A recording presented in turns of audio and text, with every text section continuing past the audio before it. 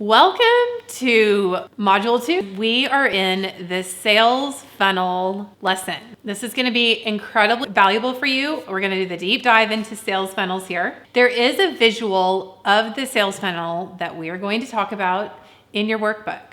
And I would encourage you to have that out next to you during this module. Okay, first of all, let's define sales funnel. The sales funnel is a marketing model. It is the theoretical customer journey a customer takes toward the purchase of your product or service. Now, as we talked about in the first module, we have to keep coming back to the customer first. We always need to be thinking about, at the very front of our minds, how to solve our customers' problems with our products, services, and offerings. Now, the traditional funnel is a triangle with the point down, and the customers typically go in at the top of the funnel and then filter their way through various price points through the funnel to the bottom. You have fewer customers and the largest price point at the bottom of a funnel. I've found in my experience with all the new social media and everything that's happening these days that that's not the proper diagram for a funnel. So the new funnel actually looks more like an hourglass, and it actually consists of two funnels: the pre-purchase funnel, which is on the top, and your purchase funnel, which is on the bottom. And I'm going to walk you through each of these things now. In the pre-purchase funnel, the top funnel, we're going to be talking about people who are visitors, followers, or audience. We're not talking about people who have paid you anything, and we're not talking about people who have given you an email address yet. Now, what converts people from the pre-purchase funnel to the purchase funnel is that email address. It's people who have trusted you with payment, and that payment is an email address, or it could be actual dollars. So in the purchase funnel, we are going to be talking a lot about free offerings. This is going to be a way that you can engage their interest in your product or service and also get their email address. We're going to be talking about low cost, mid-range, and high cost products. Okay, let's dive into the top triangle first, the pre-purchase funnel. The purpose of the pre-purchase funnel is to help us understand how she may be relating to our brand, our products, and services. So in the first level of the pre-purchase funnel, she is experiencing her reality. Now, her reality is that she may be stuck and she has a problem, but she may not even know it yet.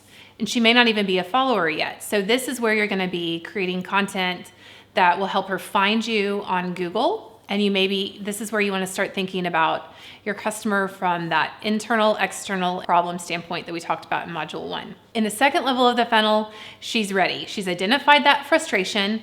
She's stuck. She knows she's experiencing stuckness, and she's ready for a change. Now, interestingly enough, people can be ready for a change, but still actually resistant to change. People love change. They actually hate transition. So social pressures are going to set in. Her friends and family are going to say, you don't need that or whatever. She's going to start doubting that she actually needs the solution that you have to offer through your product or service. So you have to deal with objections head on in this stage. In the fourth stage, you're starting to develop a relationship with her. She has been interacting with your brand. You've dealt with objections, and you're starting to build a relationship with her.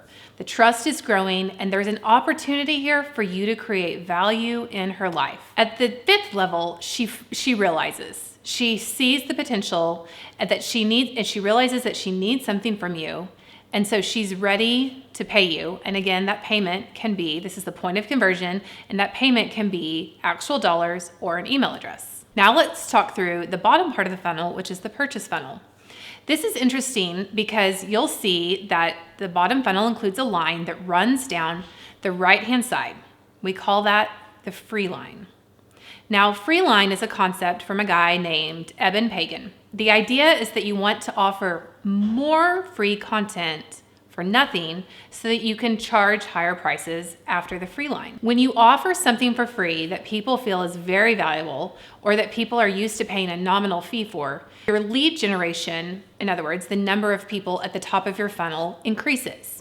I wanted to find a way to fit the free line into the idea of a marketing funnel concept. So you'll notice that for every level on the funnel, there is a free offering and a paid offering. The greater the value of the free offering, the more expensive the paid offering can become. The way to implement this in your situation will be different across different businesses. Service versus physical product versus brick and mortar is all going to vary greatly. But I want to walk you through this in general terms. Do dig into this more in specifics in Mastermind and help people brainstorm how they can do this in different businesses. The idea is that you want to expand your product offering. And if you feel like you need more one-on-one help with that, consider coming to Mastermind or signing up for one of our one-on-one coaching sessions. But right now I want to give you a 5-step method to double check your product funnel. Number 1, make a list of all the products and services you offer, including free offerings or email opt-ins.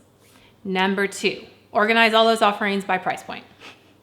Number 3, get very clear about the benefits or solutions the customer receives from each offering, and make sure your free offering and your content, which we will dig into in Module 4, ties back to one of the solutions in your free offering. This helps you make sure that you're providing value and you're actually engaging the customer in transformation in her life. And it's a really beautiful, meaningful thing.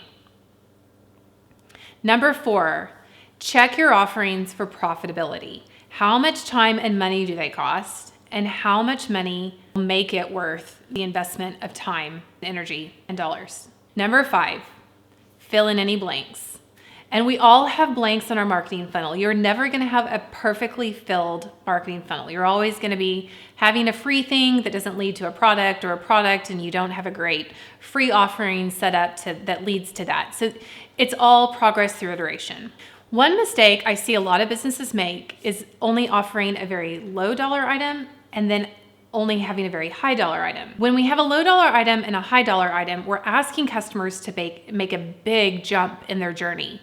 And it would be easier to get them to the high dollar item if we gave them gradual transitions between those 2 price points. You can't have a big difference between 2 price points successfully, or you're leaving money on the table. The steps between the 2 price points will build trust in the customer's mind and make them more confident in the purchase, their larger dollar, the higher value, the higher dollar item, and they'll be more excited to experience the higher dollar item with you, and actually they'll be willing to pay more for you when you've taken them through those transformation steps. So if you have a great idea for a high-end product, remember you need the steps of the funnel in place to get there. You don't have to actually build your funnel in order. Like I said, there's going to be a lot of movement in here. The idea is fill in the blanks when you can and continue to create great content that's going to solve your customers' problems and attract them to your brand. Now, a question I get asked is about how to come up with a high dollar or a highest dollar offering. My answer to this question is look at the niche customers you have. Think about who you want to serve. We talked about ideal customer in the first module.